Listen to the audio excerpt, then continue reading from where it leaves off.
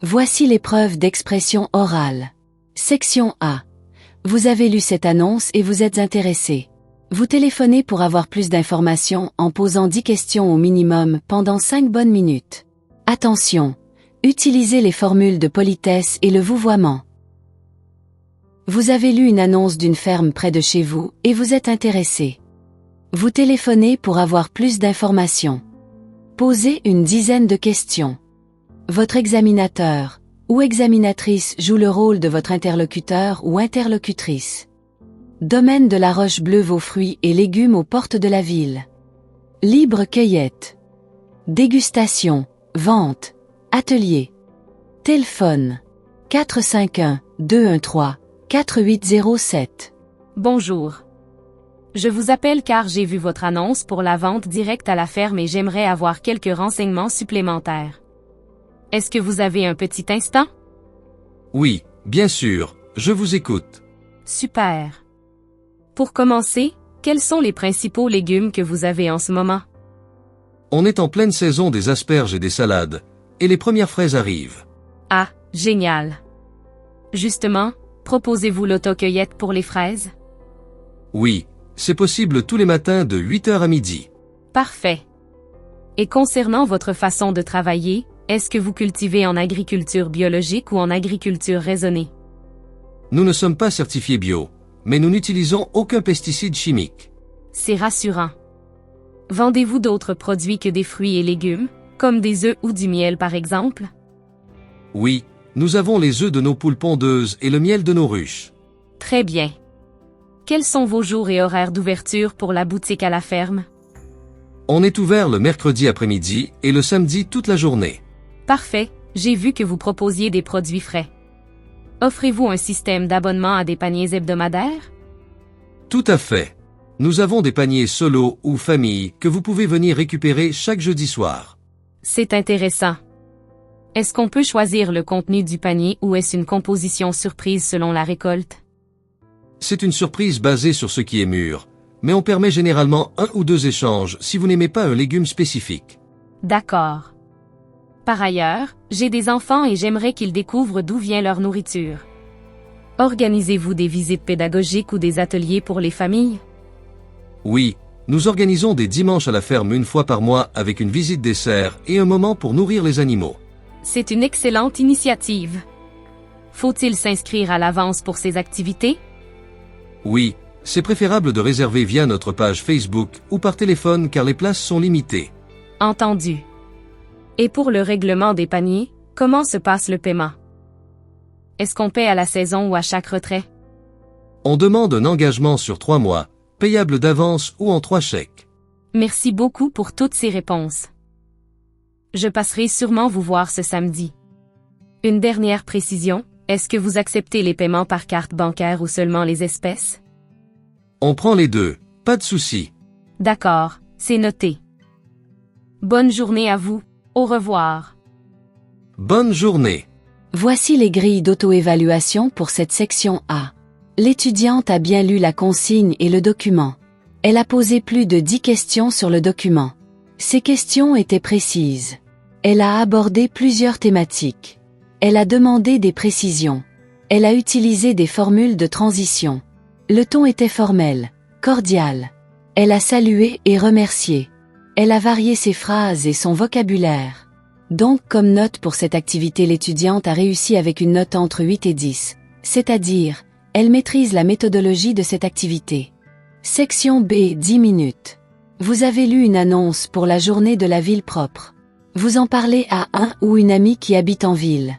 Présentez-lui ce document. Essayez de le ou la convaincre de participer à cette action. Marre des déchets dans les rues? Nous aussi. Tous ensemble, participons à la journée de la ville propre. Dimanche 15 mai de 9h à 17h.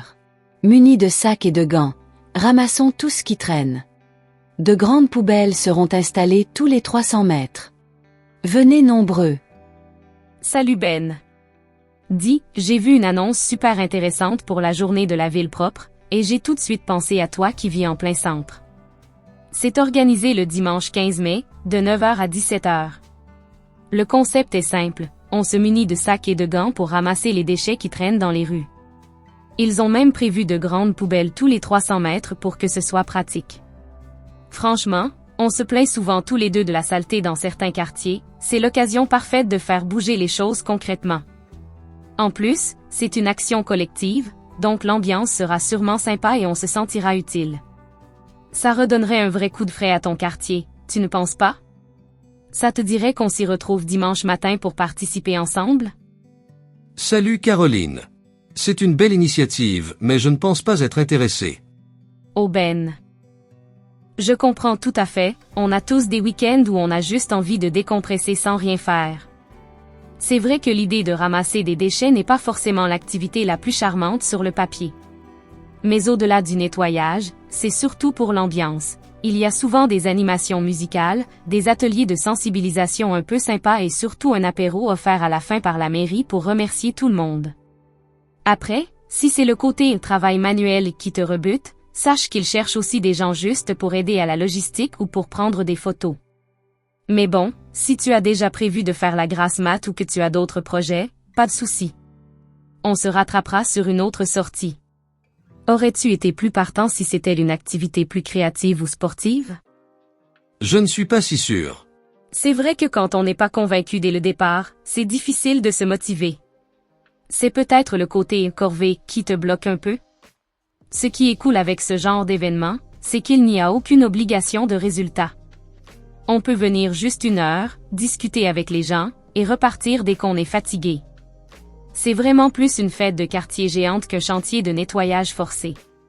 Et puis, imagine la satisfaction de passer dans ta rue le lendemain et de te dire « c'est propre aussi grâce à moi ». C'est un petit geste qui change vraiment le regard qu'on porte sur l'endroit où on vit. Écoute, on peut se dire qu'on y va juste pour faire un tour et voir l'ambiance. Si c'est nul, on file direct prendre un café en terrasse à côté, ça te va comme compromis? Est-ce que tu serais plus motivé si on y allait avec un petit groupe d'amis plutôt qu'en tête-à-tête? Oui, je pense. Super. C'est vrai que plus on est, plus c'est motivant, plus on rit, et moins on voit le temps passer. En bande, ça devient limite un défi ou un jeu, et c'est beaucoup moins intimidant. Je vais proposer ça à Thomas et Léa, je suis sûre qu'ils seront partants pour nous suivre, surtout si on leur promet un petit resto ou un verre juste après pour fêter notre bonne action. On pourrait même se faire un petit concours de celui qui trouve l'objet le plus insolite. Ça change tout de se dire que c'est une sortie entre potes qui finit en moment détente, tu ne trouves pas? Est-ce que tu veux que je crée un groupe de discussion pour qu'on s'organise tous ensemble? Oui, ça me va. Super. Je te remercie, Ben. Fin de l'épreuve. Voici les grilles d'auto-évaluation pour cette section B. L'étudiante a bien lu la consigne et le document. Elle a présenté le document. Et ses arguments étaient clairs et précis. Elle a donné des exemples. Elle a abordé plusieurs thématiques. Son ton était amical et cordial. Elle a utilisé des formules de transition. Elle a salué et remercié. Elle a varié ses phrases et son vocabulaire. Donc comme note pour cette activité, l'étudiante a réussi avec une note entre 8 et 10, c'est-à-dire, elle maîtrise la méthodologie de cette activité.